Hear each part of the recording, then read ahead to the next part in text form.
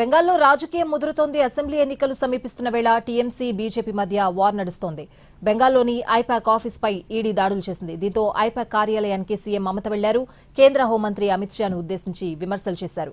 దేశాన్ని రక్షించలేని దుర్మార్గపు హోంమంత్రి తన పార్టీ పత్రాలను తీసుకువెళ్తున్నారని ఆరోపించారు. టీఎంసీ హార్డ్ డిస్క్ ను అభ్యర్థుల జాబితాను సేకరించడం ఈడీ అమిత్ షా డ్యూటీనా అంటూ ప్రశ్నించారు.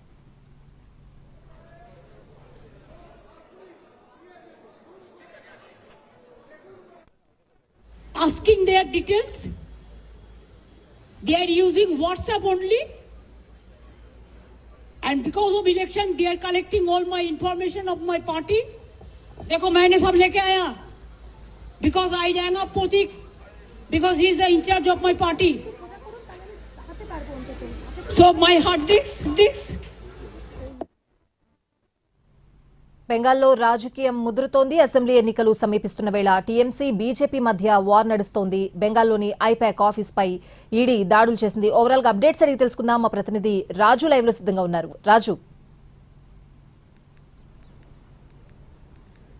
స్వాతి, బెంగాల్లో రాజకీయం ముదురుతుందని చెప్పుకోవచ్చు. ఇప్పటికే ఎప్పుడు మాట్లాడినా సరే కేంద్రాన్ని టార్గెట్ చేస్తూ మాట్లాడేటువంటి బెంగాల్ ముఖ్యమంత్రి మమతా బెనర్జీ ఈరోజు కేంద్ర హోంశాఖ మంత్రి అమిత్ షాను టార్గెట్ చేస్తూ వాళ్ళు కీలక వ్యాఖ్యలు చేశారు. అమిత్ షా టూర్ కూడా ఉంది బెంగాల్లో. సో ఈ సందర్భంగా అంటే ఏ విధంగానైతే ప్రతిపక్ష పార్టీలకు వాళ్ళ మీద దాడులు చేయడమే ఈడీ హోంశాఖకు ఉన్నటువంటి విధియా అంటూ కూడా ఆమె ప్రశ్నించినటువంటి పరిస్థితి కనిపించింది. ఈరోజు అంటే ఒక కేసుకు సంబంధించినటువంటి విషయంలో ఈడీ అధికారులు బెంగాల్లో ఉన్నటువంటి ఐపాక్ కార్యాలయంతో పాటు ఐపాక్ సిఓ ఇంటి మీద కూడా దాడి చేశారు. అయితే బెంగాల్లో ఉన్నటువంటి టీఎంసీకి, తృణమూల్ కాంగ్రెస్ పార్టీకి వ్యూహకర్తగా ఐపాక్ పనిచేస్తూ ఉంది.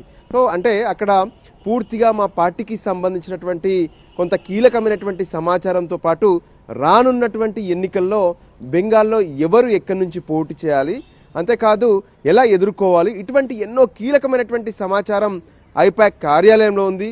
సో వీటన్నిటినీ సేకరించేందుకే ఈడీ పేరుతో దాడులు చేయించారంటూ మమతా బెనర్జీ ఆరోపిస్తుంది.